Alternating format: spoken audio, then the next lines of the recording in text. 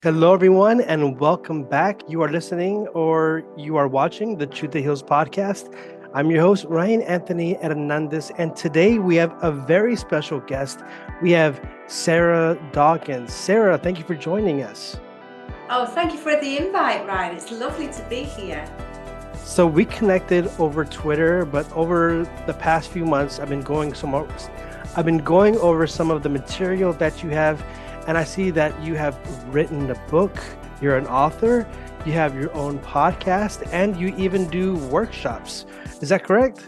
It is, yes. And I coach people one-to-ones as well. Okay, so it sounds like you are very busy. However, I was listening to that first episode on your podcast, and there you are very open, transparent with the listeners that previously your life was very different. Can you walk us through what was life like before this whole you being an author, you doing all these workshops? How different was your life back then? Oh, totally. 180, as different as it could be. I was raised by a nurse, believed that when you're sick, you go to the doctor, you get medication, a diagnosis, you take the medication and you're healed. And that was my whole core belief for 41 years. And that's what I did when I was sick. And I would take medications to heal myself, or so I believed, until somebody questioned me. One of my nurse colleagues, in fact, I was working in America, we'd moved there. And I'm thinking, why would she question me about using pharmaceuticals at home when we're using them in the hospital? So I started doing a lot of research, literally hours and hours and days and weeks and months. It just went on and on and on. And what I realized was that our bodies heal themselves. And it's something I'd never thought about before until she challenged my belief. Because if we bruise ourselves or we cut ourselves, we don't really think about how we're going to heal it and what's going to happen. We know our body will just heal. So why not anything else? So I started doing all this research. I made some tweaks to the food I was eating, and I started doing some de-stressing, a little bit of extra walking. And within a couple of weeks, I'd healed psoriasis, eczema, and acid reflux just from those little diet and lifestyle tweaks. So I'm thinking, oh, this is great. But now I'm thinking, well, I'm in the hospital giving people medications because that's my role as a nurse. But in my own home, I am healing myself without medications. And time went on, and I'd always wanted to be a nurse. So I stayed in my job as a nurse, but having this conflict. And I got so conflicted, I ended up spiraling into a dark, deep depression and ended up with suicidal thoughts. My thyroid stopped working and I burnt out my adrenal glands. Um, Doctor wanted to medicate me, but this time we'd come back to England by this time. And I said, no, I don't want medication. I know my body heals, and I will heal this. But when I was in that depression, I couldn't think properly. So I wasn't quite sure what I was going to do, but I knew that I would heal. And we had dogs, so I had to walk the dogs every day and go outside, which I think helped. And I had a friend who came and took me to the gym once a week and we did classes. And slowly but surely, I stopped crying and my days were less dark. And I started seeing the world around me for what it was rather than just being within myself, head down on a walk. And I started to feel better slowly, slowly. So then I was able to think more logically and rationally. So, what can I do now to help myself? So, I tweaked the food I was eating a little bit more. I started being mindful of what was around me, especially when I sat on the walk, and practicing gratitude. We lived in England and it rained a lot. So I'd be looking for a tiny bit of blue sky in the grey or the flowers on the ground or listening to the children laughing, just being so grateful that I had the ability to hear and see and feel and do all these things. Um, And the depression started relieving, and my thyroid came back online, and I grew my eyebrows back. But my adrenals took a lot longer to heal. And as I'm healing, I'm thinking, so I need to help other people to understand we can heal our body. We do not have to be stuck with doctors and tablets and hospitals, as I'd always believed that's how life was. So I started writing about what I'd done, and the tweaks I'd made in my lifestyle and the foods I'd changed. I'm thinking this is going to help other people. But then I was thinking, well, it's just me. I can't make that much of a difference. I can help people who are going through what I've been through, but how can I reach more people? So in the end, I reached out on social media. 74 people came back to me sharing healing journeys of healing ALS and multiple sclerosis and autoimmune, Lyme, cancer, stroke, allergies, asthma, sensitivities, and so much more. And it was just so amazing that all these people wanted to share their story like I did, to help people to see that we can heal our bodies from things doctors say we can't. And we all shared what we did on our own healing journeys so that the readers can try what worked for us in our healing journey to heal the conditions that we were told need medicating, that could never be healed, that were lifelong, chronic. And so through all of that, I changed my beliefs 180, from we need medicines and doctors to we don't need medicines and doctors. In the main, they have a place for trauma and emergencies, obviously. But for everything else, we can do so much for ourselves. So it's about empowering people to take their responsibility back, their power back, as I have done and the healers have done, and do that work on our bodies. And look at your beliefs, look at changing what doesn't work for you.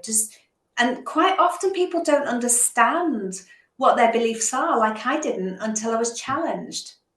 So if we can look at, why do I believe what I believe? Why does certain things trigger me? And what is it within me that gets upset or angry?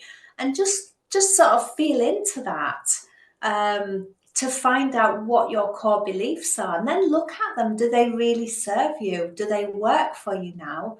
And if they don't, what is a better belief, or what is different? What would work for you? What do you see in the world? What do you see in yourself? And looking at how you can change how you view the world, because ultimately our beliefs help us to see the world. But we're seeing it through the eyes of our beliefs. So we only see this bit and we miss out on all of this bit. So if we can open our eyes, open our mind, challenge our beliefs, we can look at the world in a whole new way. And now I can help people to understand how their beliefs impact their symptoms, their health, their wellness, their illness, their sickness, and resolve what doesn't work for them, and challenge why their body needs to show these symptoms, because that's what it's messages from our body. And rather than take a pharmaceutical to quieten those messages down, let's look at why our body needs to express those. Where have they come from? And what do we need to heal deep within us that's manifesting the symptoms? So my life is radically different. So I want to walk back a little bit and uh, give you a few questions to Sure. understand the challenges that you went through, because previously your life was full on just pharmaceuticals, medicines, Yeah. correct? Yeah. And did you have a full trust, full belief that this would cure you? Yes. Yes. And did it always work? Did it sometimes work, or was it rarely? How would you say was the percentage rate of success of healing? You see, there's the question, because I believed when I took the pharmaceuticals I was healed, with air quotes, because I didn't have symptoms. But now looking back, I see all the pharmaceuticals did was quieten the symptoms, stop the symptoms. It didn't heal anything, it just suppressed the symptoms. So it's still there. It's still there and it will still manifest.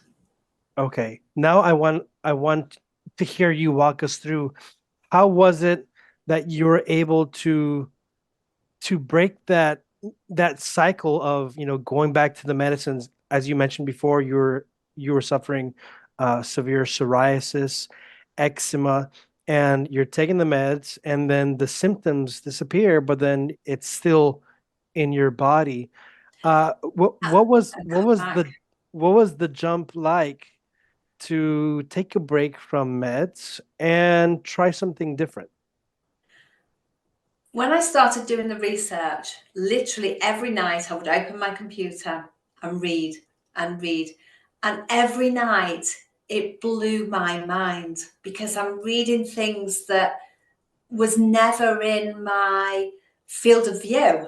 It wasn't things that I was aware of. I was raised in this medical model, trained as a nurse, worked as a nurse, so totally encapsulated in this medical model. And now suddenly, bang, it's blown open, and I'm finding different information that, and I mean, I was quite naive, and I didn't even know that this was possible. So every night my mind was totally blown, and every night I would go to my husband and go, "You're never going to believe this," because it was so mind blowing, really. Just absolutely wow. How is this possible when, for all these years I'd been within that medical model? So it was challenging because I'd held that belief for so long. So I needed to do a lot of research. So when I started, I'd open one door which led to 5 or 10 doors, and I'd go through one which led to another 100 doors, and then I'd have to come back and walk back and go through these doors which opened these doors. So it was a lot of research because when I was first reading it took me a little while to get into it. But as I kept opening more doors, it was like, holy moly, look at this. Were you at any point, especially in the beginning, were you expecting this holistic approach to be a failure and that you would just go back to the medicine? Was there ever a part of you that was like, yeah, that's not going to work, but you know what? Let's just try it. No, I think I was more open minded. Let's try it and see what happens. Okay. And I And within asked only a couple of weeks, I'd healed. And I asked that because, well, you mentioned before that you were challenged. Sometimes when people get challenged, there is like a pushback where, hey, or a defensiveness. No, this is medicine. This is full on. I'm not going to Yes, try that. So, what was it that opened your mind? Was it just that simple? Was it it that was that simple where you're question. just that question? And did you ever think of that approach before, or was that your first time No, really? no. And I'm like, why would a nurse challenge me on using medication? We're with medication all day long. There's over the counter medication. Why?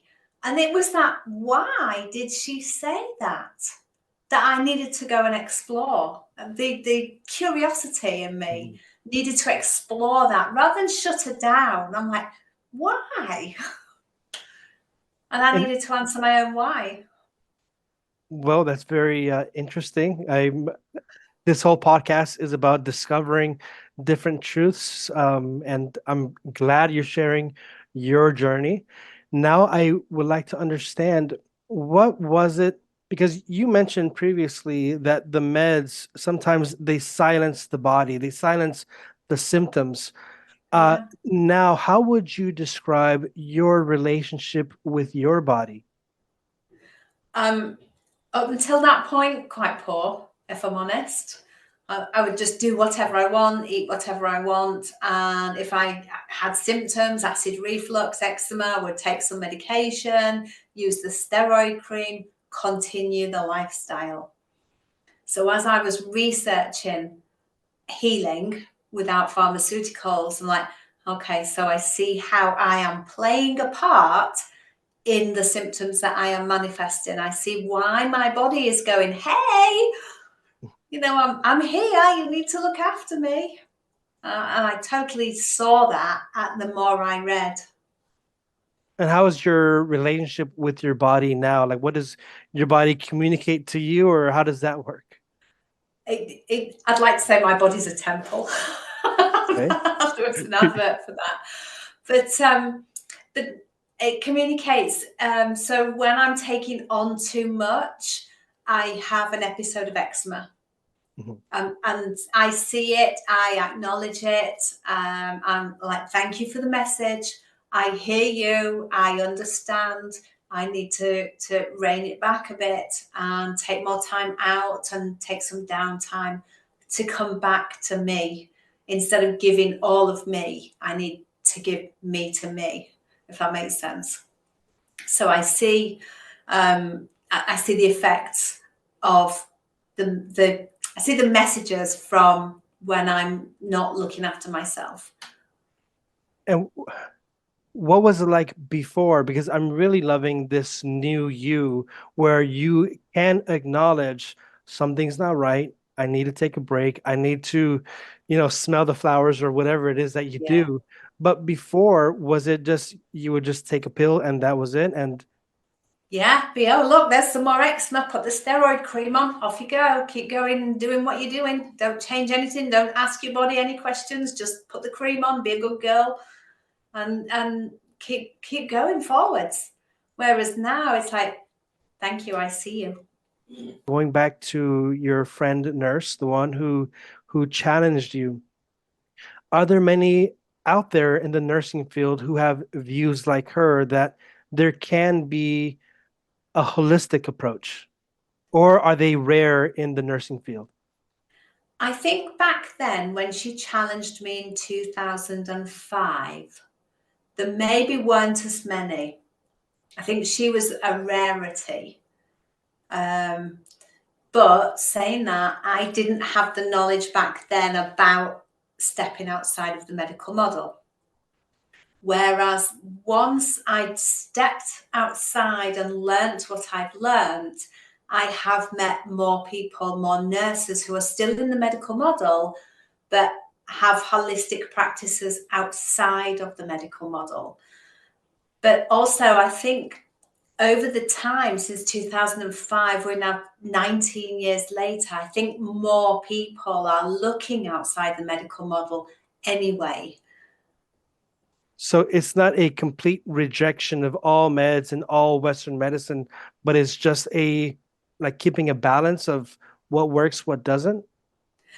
I think when we look at ourselves, we have to look at ourselves holistically because we are one whole. We're not just a heart for the cardiologist. We're not just a pair of lungs for the pulmonologist. We're not just skin for the dermatologist.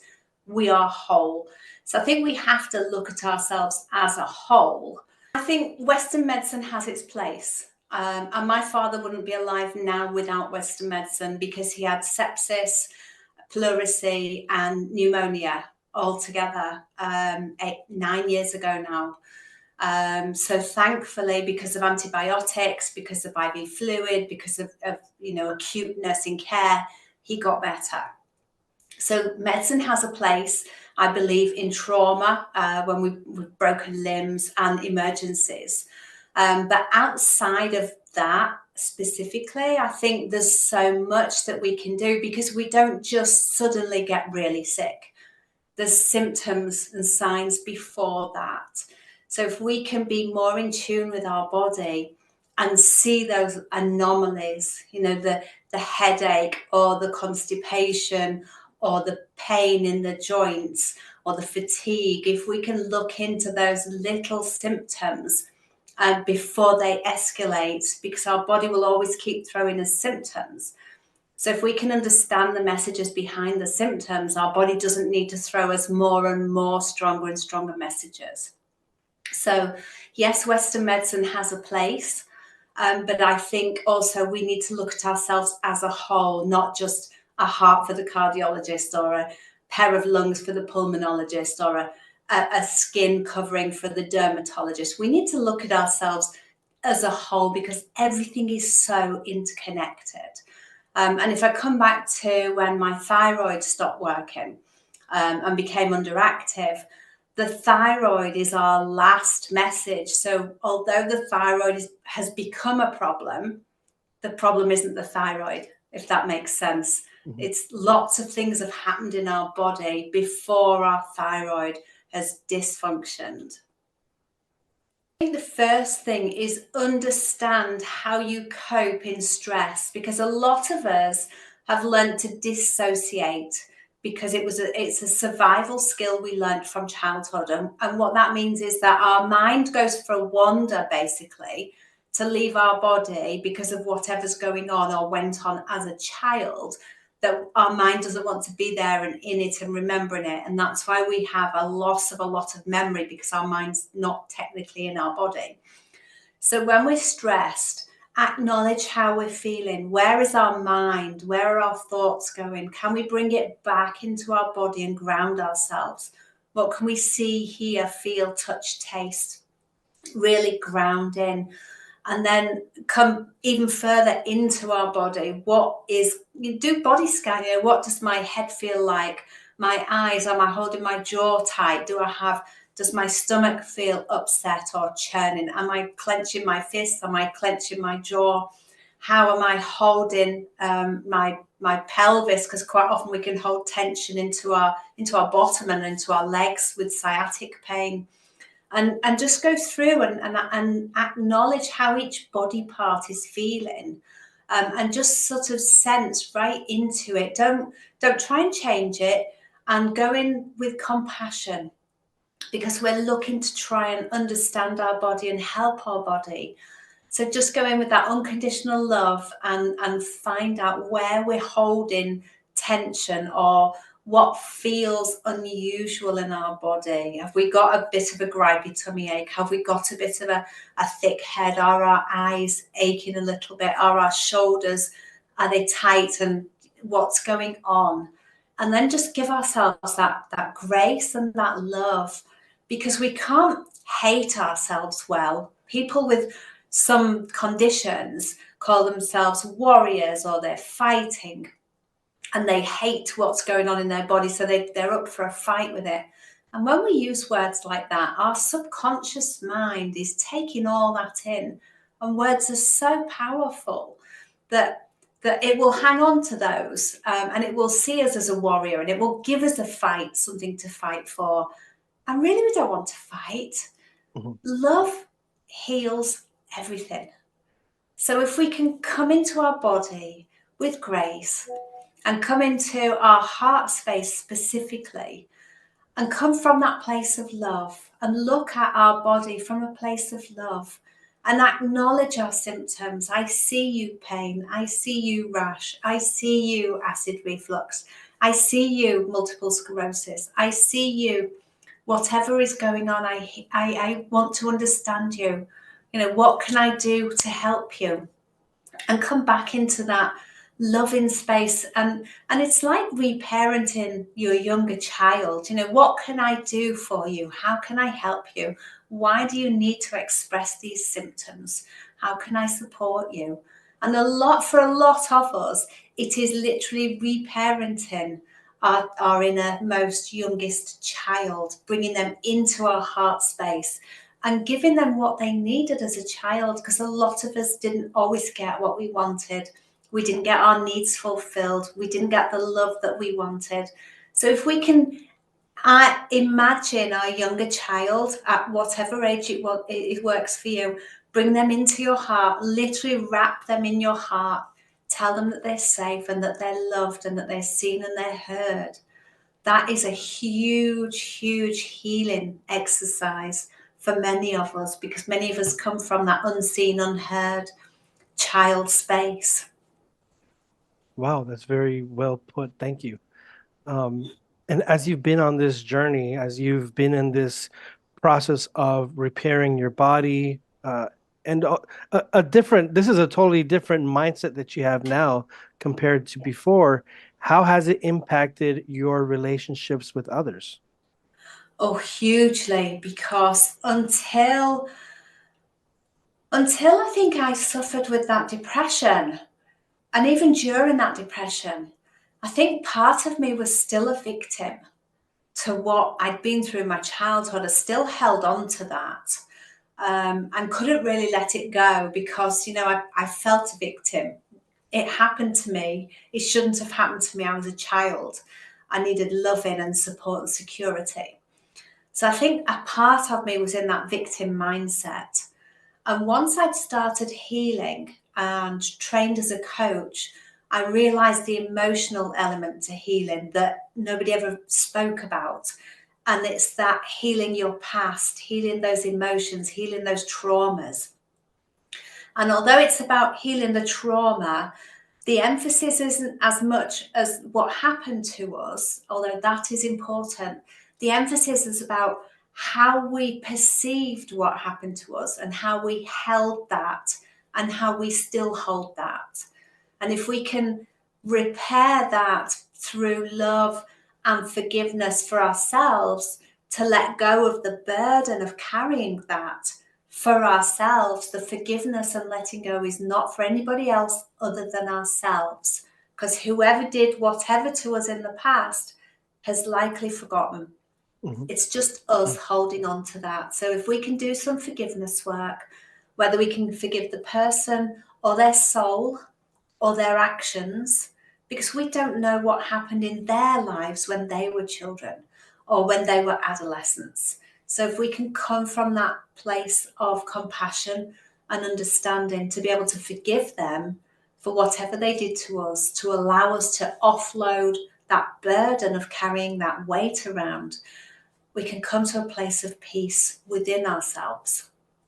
And that is so healing. And now that you have that weight lifted, or you really seem very uh, bright, and you have this peaceful spirit, this peaceful aura. Um, how has it how has it given you purpose or meaning in your life today? In forgiving my past and letting it In, go, in all it's all all of this, yes. it's helped me, specifically that emotional healing, that forgiveness of my past, I think was the most powerful part of my healing. It was the missing piece in the jigsaw. I'd done the physical, I'd done the mental, I'd done the spiritual, but I hadn't done the emotional until I did my coach training. And in doing that and seeing that I needed to forgive my past and then doing that work to do so, it radically changed my life. It changed my relationships. I let go of feeling a victim. I became empowered to move forwards. And now that I've done all that healing work and healed my body and left my job as a nurse and surrendered my license to become a health coach, I now help others to see how their lives have shaped them without feeling a victim, without feeling guilty or shame. It's about understanding we are who we are because of what we've been through. And we can choose to stay who we are, or we can choose to heal that past and change ourselves and be the person we want to be. And that reflects in our whole world, in our relationships, in our work, and the way we live our lives. And the beauty of it is, and it's so simple, and I wish somebody had told me when I was suffering with depression, we always have a choice. And how simple is that? It seems too simple sometimes to say, I can wake up and choose to put a smile on my face. I can wake up and choose to be happy. I can choose what to put on my body. I can choose what food to eat. I can choose to go for a walk. I can choose to read a book. We've always got that power of choice. Sometimes it's a rock and a hard plate, Mhm. but other times it's giving ourselves that grace and go, just take the time out. You choose to take time for you. And knowing that we can choose is so empowering because it brings back that responsibility to us, about us, by us, for us. And I'm glad you mentioned about taking a time out, because there are times where I choose to be, peaceful, and I choose to heal. That's what I'm saying. But then there are distractions outside which pull me down. They're like a huge rock, just, and I feel like I'm sinking under the sea. And instead of just staying there, it's like, okay, I tell myself, okay, obviously this isn't a good place. I need to take a timeout. I need to take a break. Because sometimes we can say, yes, I choose uh, this healing path. However, there are other people around us who may not have the same Yeah. mentality. When dealing with people like that around you, let's say like in the workplace, do you have any advice on how to take a breather, how to take a timeout, and to to gather oneself? Any advice on that? Yes. And it was something I had to learn as well because I was a former people pleaser because of what I've gone through. We have to learn to set boundaries. We have to. And when we're modeled, our role models, our parents, our caregivers, our school teachers, when there's no boundaries there, we grow up not understanding boundaries. So we have to set our own boundaries and say, I'll go that far, but I won't step that far. I will only go to there with you. And if that's not good enough, then find somebody else or find a different way to do whatever. But we have to set boundaries for ourselves. And obviously in the workplace, we have to do things. There's certain things we can't not do because we're being paid in the workplace. But that doesn't mean we can't set a boundary with what we give of ourselves or what we take from other people. Now, you mentioned that you were before a people pleaser. How Yes. was it in the very beginning when you were setting up those boundaries? It was tough. It was really tough because I'd never been modeled boundaries. So I was just told everybody everything, gave everybody all of me, let everybody take from me, and really burnt me out. Mhm. So I had to learn to say no, because when we just keep saying yes, yes, yes, yes to all other people, what we're doing is we're actually saying no to ourselves. So, and when we look at it like that, it's like we're making them more important than ourselves and our health and our life because we're only in this body for this lifetime. So it's about practicing saying no to people so that we can say yes to ourselves. And it can be challenging and it can cause conflict in some people, especially those who have taken advantage of our good nature all the time and we've never felt able to say no. So it can cause challenges. It can push people away, but it can also strengthen relationships when people see you standing up and making those boundaries. People can have more respect for you because you're saying, actually, I am as important as you. Now, for this next part of the interview, I want to get to know a bit more of your work, your projects. What is going on? What have you been up to? So I wrote a course at the same time as I wrote my book. And over the years, I just kept tweaking. It was never good enough. It was never good enough, and kept doing some more and doing some more. And I had people beta test it, and the reviews were amazing. But in my head, it just wasn't quite right. So I kept tweaking it and tweaking it. And I have put it up on a platform to sell, but I still want to tweak it a little bit more because I see now as my work's evolving and working with different people and working with the camera, because that has been a massive challenge for myself. I need to put some more video work into the course. So it's almost there now. I just need to take some text out and put videos in. So that is one of my challenges, one of my projects. Another project is I'm putting together a group coaching session based on my course. So going to be a 20-week group coaching session. I am also writing a new book about empathy, and I'm looking at people's perceptions of empathy, not what the internet or books say. I want to see how people understand empathy, how people feel empathy, how people show empathy, and to see if people differentiate between different types of empathy. And it's purely people's perceptions that I'm looking at. So I'm working on that at the moment. And I would like to do more speaking from a stage. So I have got a couple of things coming up that I've found through a group, some opportunities.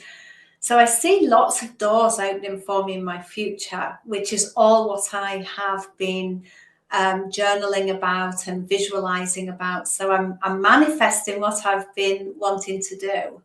And it's all coming to fruition slowly, slowly. The book that I'm writing, I've devised a questionnaire, sent it out to some people I know who define themselves as empaths, and said, are these the kind of questions you would expect? And I've made a couple of tweaks to the questionnaire, and I've sent that out to a lot of people. I can give you a link if people want to complete my questionnaire. That would be great. I have a web page with 4 different formats of it in Word, ODT, PDF, and the Google document formats.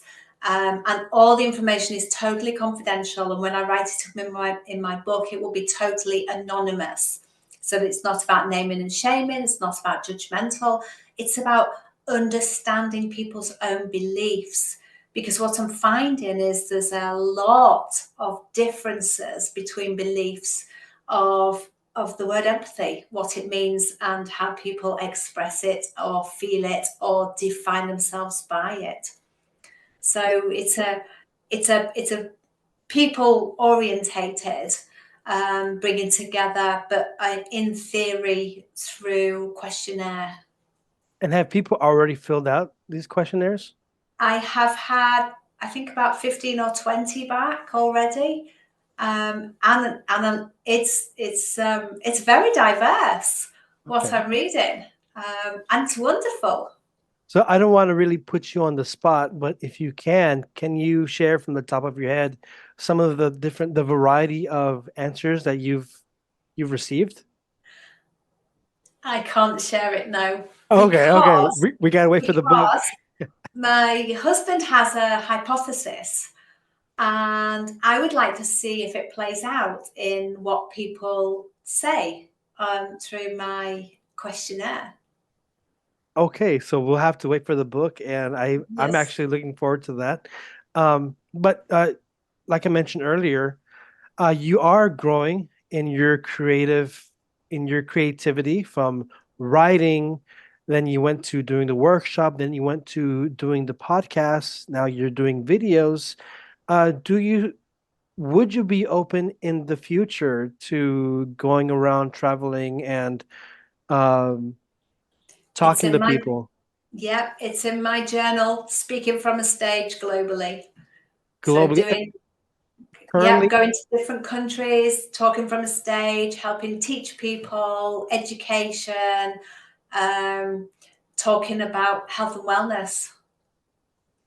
I have done a workshop locally here in Spain, and I did a workshop in a Facebook group that was global. And my plan is to do more workshops online so that they can be accessed by anybody anywhere in the world. But I would also love to go in person to different countries and run workshops and classes and seminars. And I'd really like to do a TEDx. okay. If you could do a TEDx, where would it be? I Like, think I'd where's your like to go dream? back to Manchester in the UK because that's where I'm from, near Manchester. I think I'd like to go back there because I've still got family and friends there. Okay, I'm asking you, and I'm glad you spoke it, you said it, because there's a belief, I'm not sure how true this is, but sometimes when you say your dreams out loud, uh, they realize themselves, they come into existence. So I don't know if that's true, but we'll see. And I look forward to seeing you grow in your channel and in your all of your endeavors. Thank Now, you, Ryan. Now, before we close, I see you have some books there. Can you just share real quickly a bit about those books and why it's important for the audience to maybe grab a copy? Yes, absolutely. So this was my first book, Heal Yourself, with my own and 74 others healing journeys. in English. And then I had it translated into French, Spanish, and Dutch. And they're all available on Amazon worldwide. Well, thank you for sharing, and I'll make sure to leave some links in the show notes. And if you have anything that you would like to end off with, would you like to give a message to the listener who is having a hard time with their healing journey?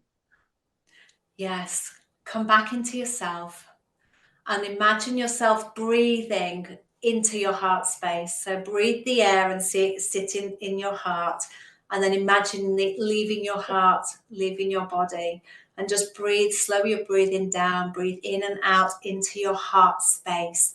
And what that does is it puts your whole body's got different types of rhythms, and it puts all those rhythms into a synchronistic movement. It's called coherence.